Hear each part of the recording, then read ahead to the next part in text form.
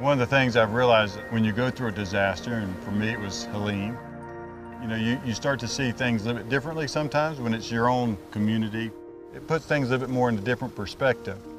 We need to be expecting that we're going to have problems and trouble in this world. When we go through those things, that's when we need to just say, Lord, I don't know how to feel, I don't know how to act, and allow God just start to work in your life. Even in the midst of tragedy, God's still there to teach you things. And you're going to say, well, why does God want me to go through this stuff? I mean, this seems unjust. And I'm not here to tell you I got all the answers for everything.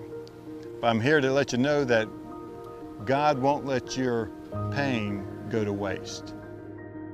And I think God will take that pain and He'll use it in your life. That's when you just cling to God.